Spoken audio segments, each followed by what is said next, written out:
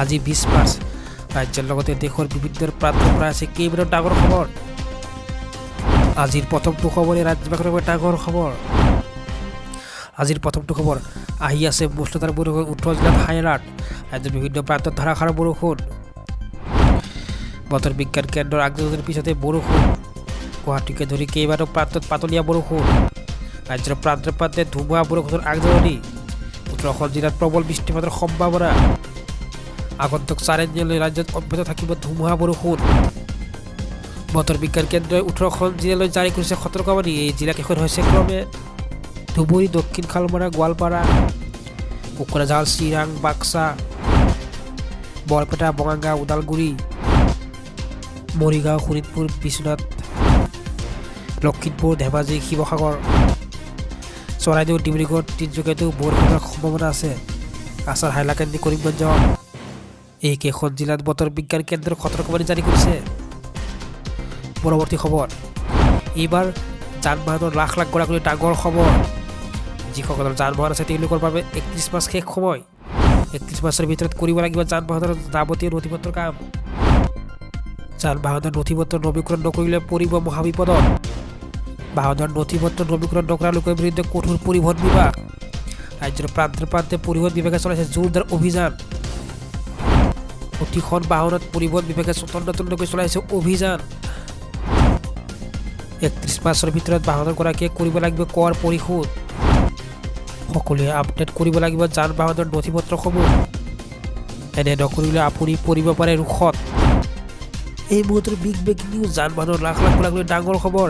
যিসকলৰ যান বাহন আছে তেওঁলোকৰ বাবে 31 মাৰ্চ শেষ সময়। এইবাৰ কা খণ্ডত আছে ডাঙৰ খবৰ। কা স্থগিতাদেশ খণ্ডত কেন্দ্ৰীয় জাননী সৰ্বোচ্চ ন্যায়ালয়ৰ। 8 এপ্ৰিলৰ ভিতৰত শপতনামা দাখিলৰ নিৰ্দেশ উচ্চতম ন্যায়ালয়ৰ। আবেদনকাৰী পক্ষকো প্ৰতিবেদন দাখিলৰ নিৰ্দেশ সৰ্বোচ্চ উচ্চতম ন্যায়ালয়ৰ। অন্য এক খবৰ এইবাৰ চৰকাৰী ঘৰক লৈ আপোনাৰ বাবে আহিল ডাঙৰ খবৰ। ৰাজ্যৰ লাখ লাখ লোকলৈ বিৰাট ঘোষণা মুখ্যমন্ত্ৰী হিমন্ত বিশ্ব শৰ্মাৰ। চৰকাৰী ঘৰ লাগে যদি এতিয়াই লিখি ৰাখক 16টা নম্বৰ। আপুনি কোন জিলাৰ বাসিন্দা? নিৰ্বাচনৰ পিছতে লাভ কৰিব চৰকাৰী পকী ঘৰ। তালিকাৰ পৰা বাদ পৰা হিতাধিকাৰীক ঘৰ দিব চৰকাৰে। ঘৰ লাভ কৰাত অসুবিধাৰ সন্মুখীন হ'লে দিব পাৰিব অভিযোগ এই নাম্বাৰত। পঞ্চায়ত আৰু গ্ৰামোন্নয়ন বিভাগে মুকলি কৰিছে 16টা ফোন নম্বৰ। চৰকাৰী ঘৰত দুৰ্নীতি হ'লে ফোন কৰক এই নম্বৰত। প্ৰতিখন জিলাতে নিয়োগ কৰা হৈছে 21জনকৈ লোকপাল।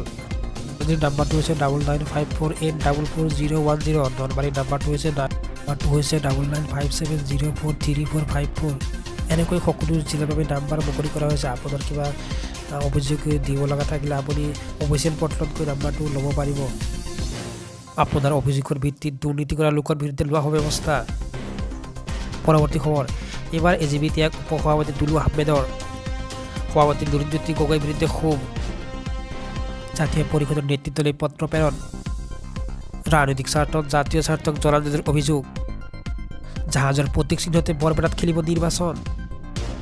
পৰৱৰ্তী খবৰ এইবাৰ চাহ খাবলৈ গৈ 2 শিশুক হত্যা কৰিলে এজনে। আৰক্ষী গুলীত নিহত অভিযুক্ত। মঙলবাৰে নিশা উত্তৰ প্ৰদেশত সংঘটিত হৈছে এক চাঞ্চল্যকৰ ঘটনা। চুবুৰীয়াৰ ঘৰলৈ গৈ এজন যুৱকে হত্যা কৰিছিল প্ৰতিবেশীৰ 2 কিশোৰীক। আনহাতে আৰক্ষী গুলীত নিহত অভিযুক্ত যুৱকজন। ৰাজ্যখনৰ 52ৰ পৰা কন্দনি অঞ্চলত সংঘটিত হৈছে এই ঘটনা। জানিব পৰা মতে অভিযুক্ত যুৱকজন চুবুৰীয়াৰ ঘৰলৈ গৈছিল। চুবুৰীয়াৰ লোকজনৰ ঘৰত গৈ কৈছিল যে তেওঁ চাহ খাব। তাৰ পাছতে তেওঁ সেই চুবুৰীয়াৰ 2 কিশোৰীক হত্যা কৰিছিল।